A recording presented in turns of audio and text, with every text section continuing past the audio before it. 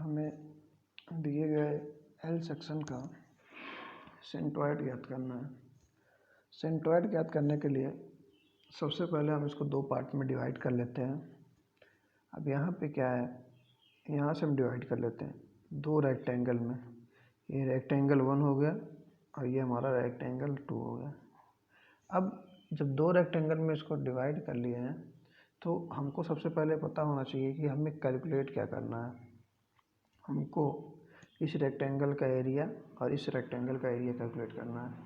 तो अब रेक्टेंगल 1 का एरिया जो हो जाएगा, 1 का एरिया क्या हो जाएगा, हमारा ये रेक्टेंगल 1 ये है तो इसका एरिया क्या हो जाएगा, लेंथ इंटू विड्थ।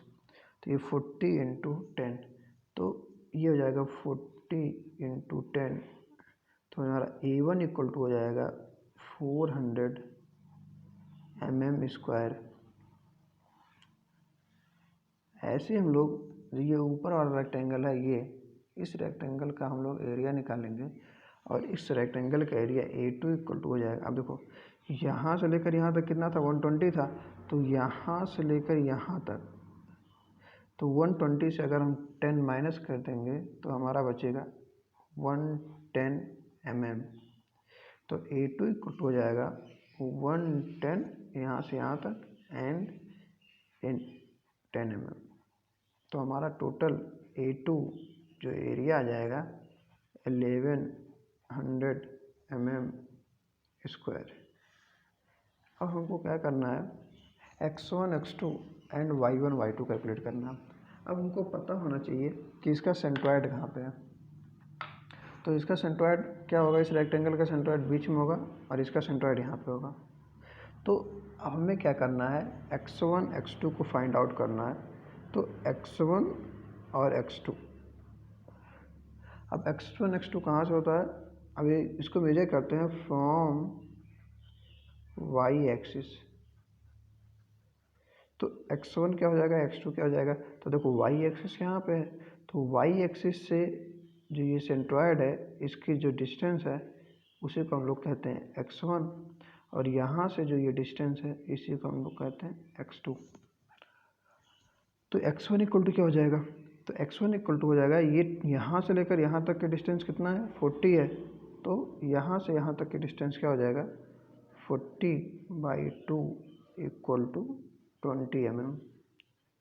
ऐसे ही हम लोग को क्या करना है, अब यहाँ से लेकर यहाँ तक की डिस्टेंस ये, तो ये टोटल कितना है, 10 है, तो x2 यहाँ से कर यहाँ तक क्या हो जाएगा, हाफ हो जाएगा, तो 10/2 इक्वल टू 5 mm। ये तो हमारा x1 x2 हो गया। ऐसे ही हम लोग क्या करेंगे, y1 y2 की भी वैल्यू भी कैलकुलेट कर सकते हैं। तो हो जाएगा y1 एंड y2। तो y1 y2 कहाँ से होता है, फ्रॉम x एक्सिस, ये हमारा x एक्सिस होगा। तो y1 क्या हो जाएगा, y1 हमारा ये डिस्टेंस हो जाएगा और y2 क्या हो जाएगा, ये डिस्टेंस हो जाएगा। तो y1 इक्वल टू क्या हो जाएगा, तो y1 इक्वल टू हमारा ये होगा, ये देखो यहाँ से यहाँ तक का डिस्टेंस क्या है, 10 है, तो y1 इक्वल टू क्या हो जाएगा, 10/2। तो 10/2 इक्वल टू हमारा हो जाएगा 5 mm। And y2 equal to क्या हो जाएगा, यहाँ से लेकर यहाँ तक का डिस्टेंस। अब यहाँ पे हम लोग देखते हैं यहाँ से यहाँ तक का डिस्टेंस कितना है, 110 है, 110 mm है, तो इसका हाफ करेंगे तो ये डिस्टेंस कितना आ जाएगा, 55 mm। तो ये 55, अभी यहाँ से लेकर यहाँ तक के डिस्टेंस टोटल कितनी हो जाएगी, 10 + 55 mm। तो हो जाएगा 10 + 55 इक्वल टू 65 mm। अब हमको क्या करना है, फार्मूले में वैल्यू पुट करके हमको सेंट्रॉयड की वैल्यू कैलकुलेट करनी है। तो हमको पता है कि x बार इक्वल टू क्या होता है, A1 x1 + A2 x2 अपान A1 + A2। अब यहाँ पे A1 की वैल्यू कितनी है, 400 है, x1 की वैल्यू 20 है, प्लस A2 की वैल्यू 1100 है, x2 की वैल्यू 5 है, अपान A1 + A2, तो 400 + 1100। जब हम लोग इसको सॉल्व करते हैं तो एक्स बार की वैल्यू हम लोग आती है 9 mm। सिमिलर ऐसे ही हम लोग इसी प्रकार वाई बार की वैल्यू भी कैलकुलेट कर लेते हैं। तो वाई बार इक्वल टू क्या हो जाएगा, A1 Y1 plus A2 Y2 अपान A1 प्लस A2। तो अब सारी वैल्यू पुट करेंगे तो A1 की वैल्यू हमारा कितना है 400 है, Y1 की वैल्यू हमारी 5 है, प्लस A2 की वैल्यू क्या है 1100 इंटू Y2 की वैल्यू क्या है 65 अपान 400 A1 प्लस A2 क्या है 1100। तो यहाँ से हम लोग को वाई बार की वैल्यू जब इसको कैलकुलेट करेंगे तो ये वाई बार की वैल्यू हमारा आ जाता है 49 mm। तो इस प्रकार हम लोग आसानी से सेंट्रॉयड की वैल्यू एल सेक्शन के लिए कैलकुलेट कर सकते हैं। तो ऐसे ही अगर हमारे पास कोई दूसरा क्वेश्चन हो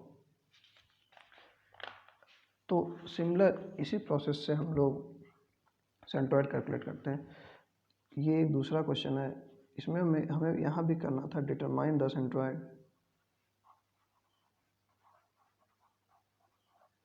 सेंट्रॉयड हमें क्या करना था, सेंट्रॉयड निकालना था।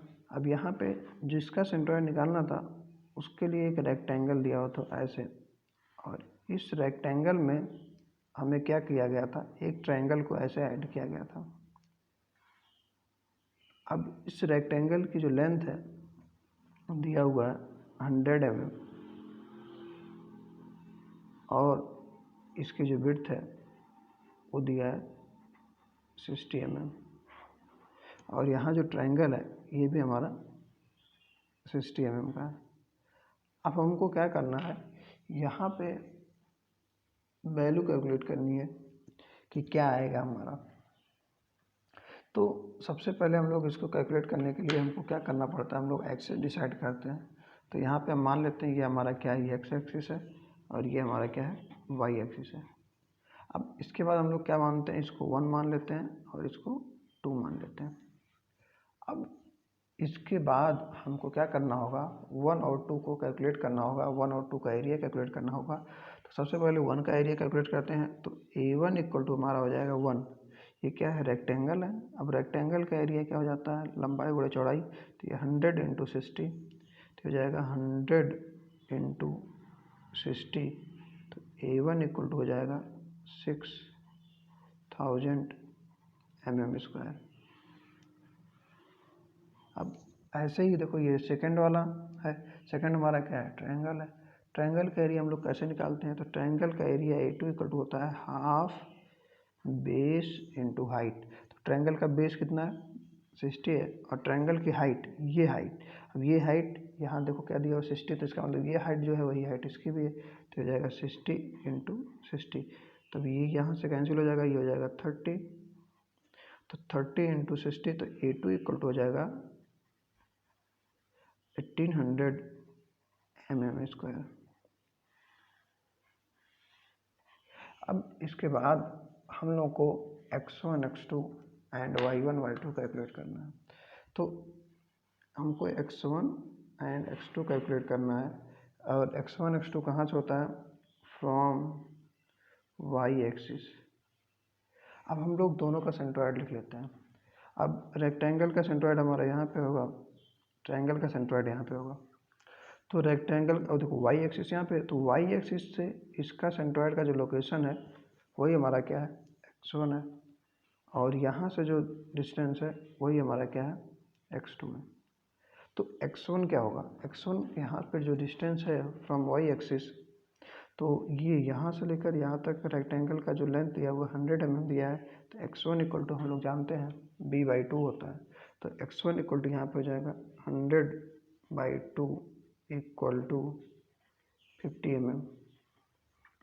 अब यहाँ पे समझने वाले जो दूसरी चीज़ है x2 क्या होता है, यहाँ से लेकर y एक्सिस से लेकर ट्रायंगल के सेंट्रॉयड तक की डिस्टेंस है।